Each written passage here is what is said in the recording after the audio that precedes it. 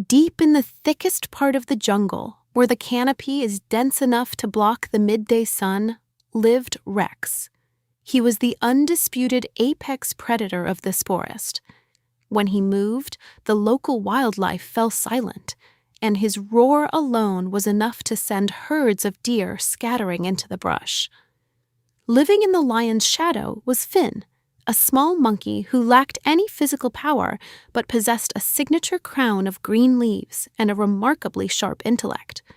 Finn couldn't wrestle a boar or outrun a cheetah, but he understood the jungle's power dynamics better than anyone. The two had a consistent symbiotic routine. Every morning, Finn would shower the lion with exaggerated flattery, calling him the mightiest king the jungle had ever seen. Rex enjoyed the ego boost, and in return, he let Finn eat whatever remains were left over from the morning hunt. In a stable environment, raw strength sets the rules.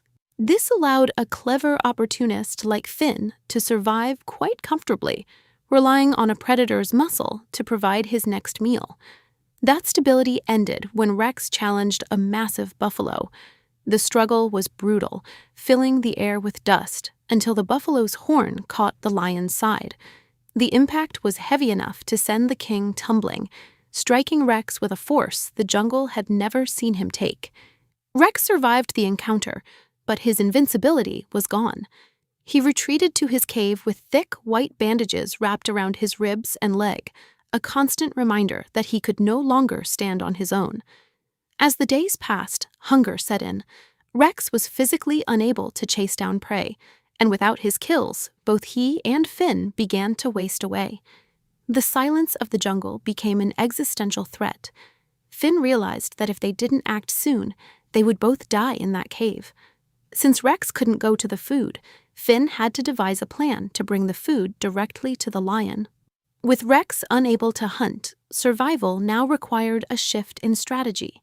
Finn had to find a way to manipulate a target's mind, because Rex could no longer overpower their body. Finn traveled to the edge of the jungle, where the greenery died out into a dusty, sun-bleached road. There he found Dalo, a sandy-brown camel who looked miserable, his neck chafed by a heavy, worn leather harness. Finn adopted a theatrical persona, climbing a rock to meet the camel's eyes.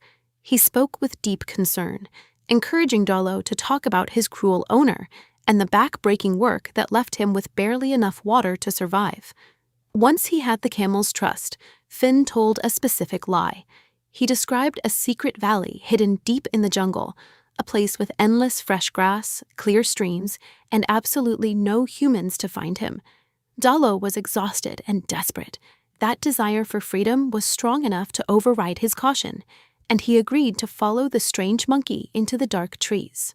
Extreme physical exhaustion makes any creature vulnerable to a well-timed promise.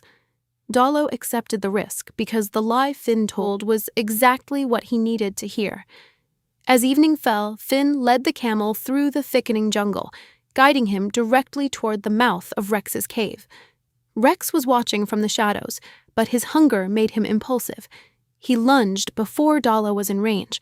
His bandaged leg buckled, and the king of the jungle crashed loudly into the dirt, missing his mark entirely. Terrified by the predator, Dalo screamed and bolted. He spun around with surprising speed and disappeared into the trees, convinced it was a death trap. Finn caught up to him and immediately reframed the attack. He insisted the monster was actually a shy lioness who had simply been overcome with excitement at seeing a guest, and that she tripped while trying to greet him. Dalo was conflicted, but his need for the promised valley won out. He chose to believe Finn's ridiculous explanation because it was the only way he could keep his hope of freedom alive. This is the power of rationalization.